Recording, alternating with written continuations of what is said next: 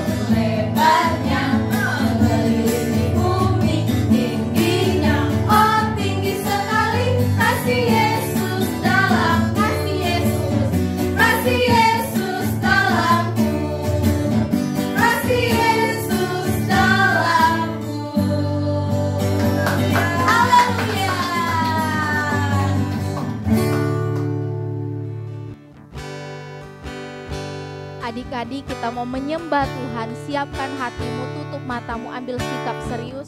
Kita angkat lagu ini.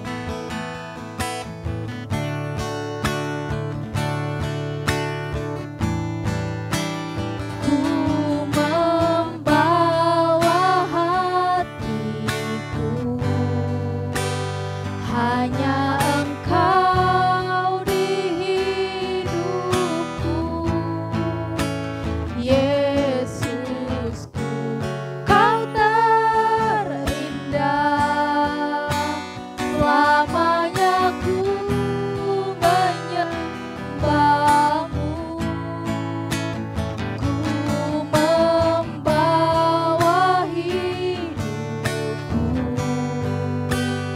Inilah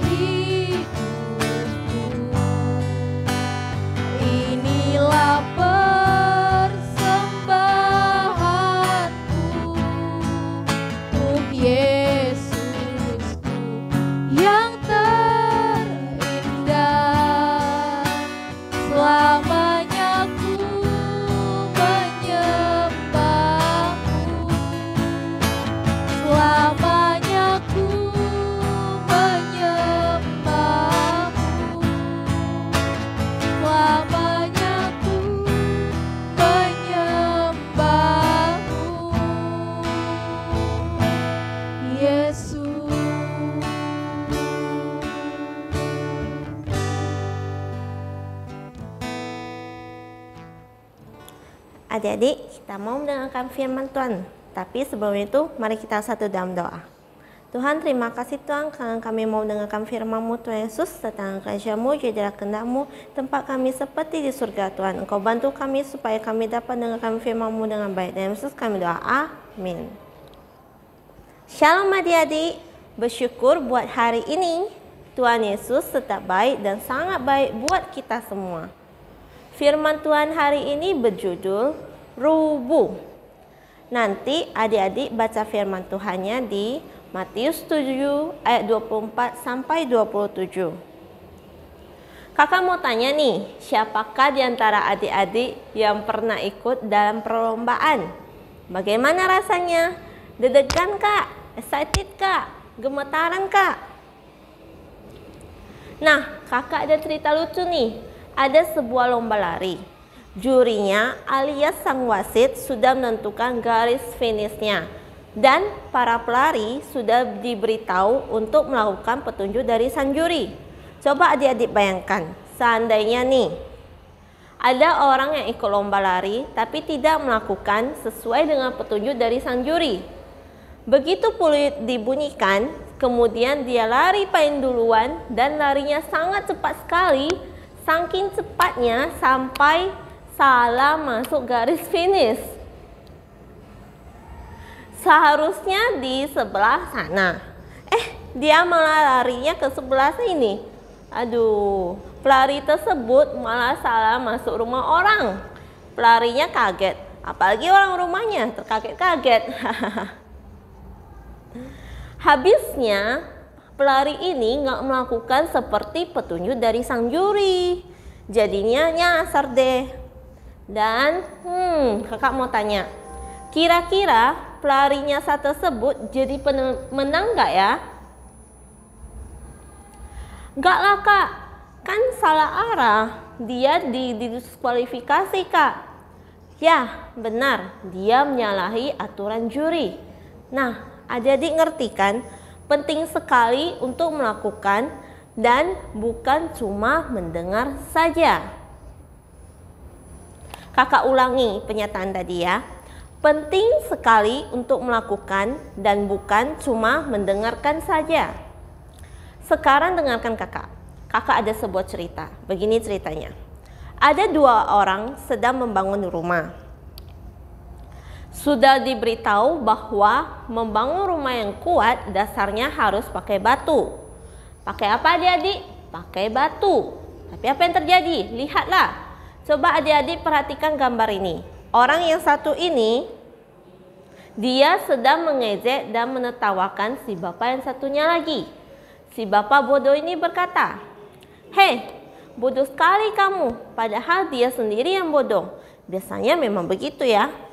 Buat apa kamu taruh batu di dalam sana? Bikin capek aja. Makanya rumah kamu nggak jadi-jadi tuh. Mending kamu kayak aku dong, serba cepat dan hemat tenaga. Seperti mie instan, cepat jadi. Wah, buat rumah kok begitu ya? Seperti cara cepat mendapat sesuatu tapi bodoh. Misalnya nih, nyontek. Kan cepat. Cepat menjadi bisa tanpa belajar. Bohong. Cara cepat mendapat sesuatu pakai bohong. Terus kedukun. Cara cepat untuk minta sesuatu nggak pakai ribet. Ke Gunung Kawi, cara cepat mendapat kekayaan dengan cara yang salah. Korupsi, cara cepat menjadi kaya tapi mengambil harta negara atau harta perusahaan, dan seterusnya. Terus, bagaimana tanggapan Bapak yang bijaksana itu ya?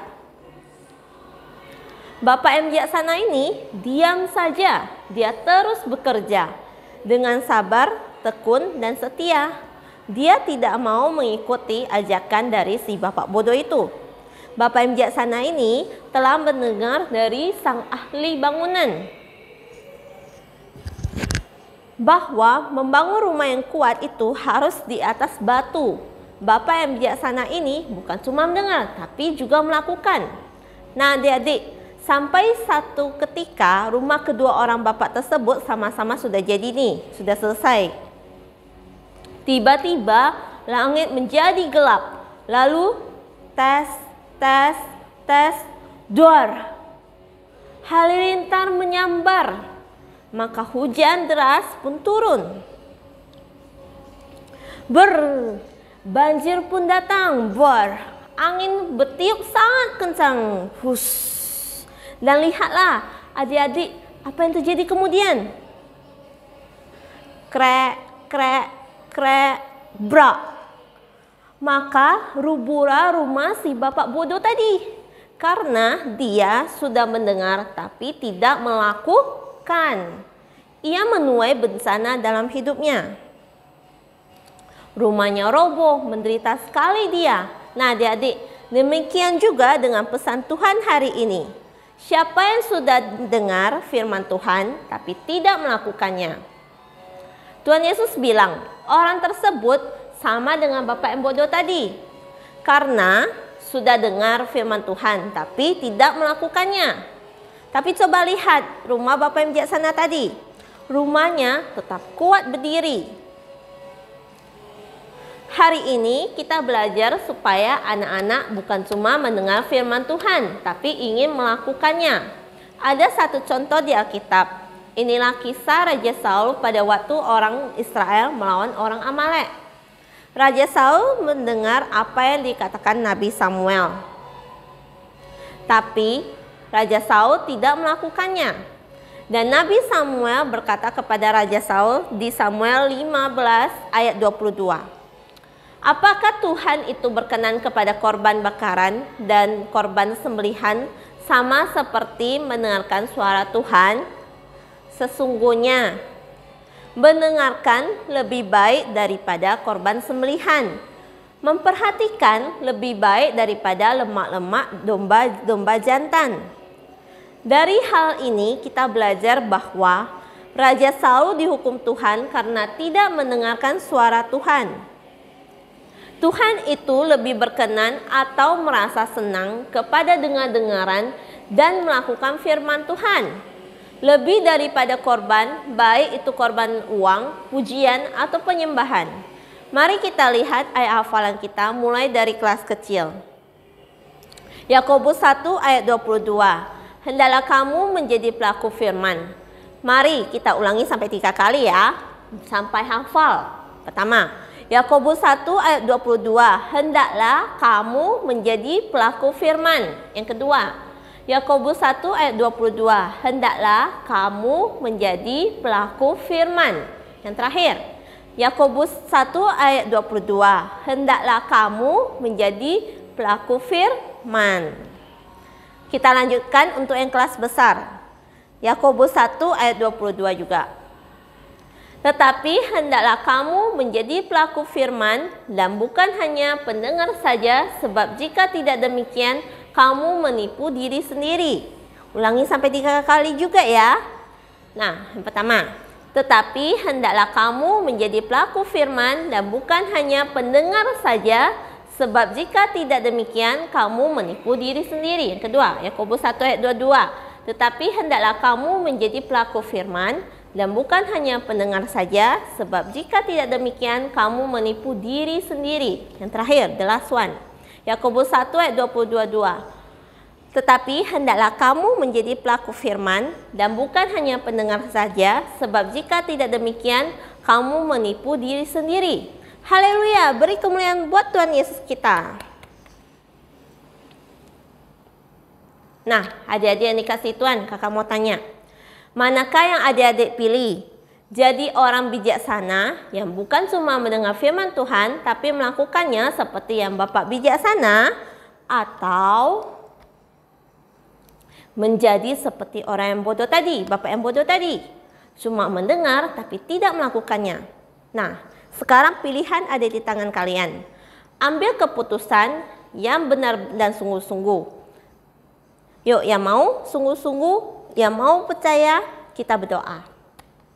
Tuhan, terima kasih Tuhan, kami telah mendengarkan firman-Mu Tuhan Yesus. Kami minta Roh Kudus-Mu memimpin setiap adik kami, mulai dari kecil sampai mereka besar. Engkau mengajari mereka mana yang benar, bagaimana mendengarkan suara Tuhan dan melakukannya Tuhan. Bantu kami Roh Kudus, bimbing kami juga Tuhan, dan Yesus kami doa, amin. Tuhan Yesus memberkati. Mazmur 91 ayat 1 sampai 16. Dalam lindungan Allah. Orang yang duduk dalam lindungan yang Maha Tinggi dan bermalam dalam naungan yang Maha Kuasa akan berkata kepada Tuhan, tempat perlindunganku dan tubuh pertahananku, Allahku yang percayai. Sungguh, Dialah yang akan melepaskan engkau dari jerat penangkap burung, dari penyakit sampar yang musuh. Dengan kepaknya ia akan melindungi engkau, di bawah sayapnya engkau akan berlindung, kesetiaannya ialah perisai dan pagar tembok. Engkau tak usah takut terhadap kedahsyatan malam, terhadap panah yang terbang di waktu siang, terhadap penyakit sampar yang berjalan di dalam gelap, terhadap penyakit menular yang mengamuk di waktu petang. Walau 1000 orang rebah di sisimu dan 10.000 di sebelah kananmu, tetapi itu tidak akan menimpamu. Kau hanya menontonnya dengan matamu sendiri dan melihat pembalasan terhadap orang-orang fasik. Sebab Tuhan ialah tempat perlindunganmu, yang Maha Tinggi telah kau buat tempat perteduhanmu. Malapetaka tidak akan menimpa kamu, dan ular tidak akan mendekat kepada kemahmu. Sebab malaikat-malaikatnya akan diperintahkannya kepadamu untuk menjaga engkau di segala jalanmu. Mereka akan menyertai engkau di atas tangannya, supaya kakimu jangan teratup kepada batu. Singa dan ular tedung akan kau langkahi, engkau akan menginjak anak singa dan ular naga. Sungguh hatinya melekat padaku, maka aku akan meluputkannya, aku akan membentenginya, sebab ia mengenal namaku. Bila ia berseru kepadaku, aku akan menjawab. Aku akan menyertai dia dalam kesesakan, aku akan meluputkannya dan memuliakannya. Dengan panjang umur akan kukenyangkan dia, dan akan kuperlihatkan kepadanya keselamatan daripadaku.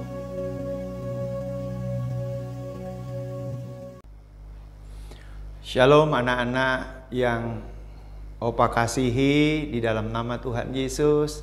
Mari angkat tanganmu di hadapan Tuhan dan terimalah berkat dari Dia. Kiranya kasih karunia dan anugerah dari Allah Bapa di dalam putranya yang tunggal Yesus Kristus dan persekutuan yang manis dari Roh Kudus memberkati setiap anak-anak di dalam nama Tuhan Yesus mulai sekarang sampai selama-lamanya. Amin. Bapakku, Yesusku, Roh Kudusku. Terima kasih Abang Gede, terima kasih kakak-kakak yang melayani hari ini. Tuhan Yesus memberkati ya. Teman-teman, kita akan jumpa lagi dalam ibadah online selanjutnya. Kita bisa buka di YouTube dan Facebook GBI Gihon.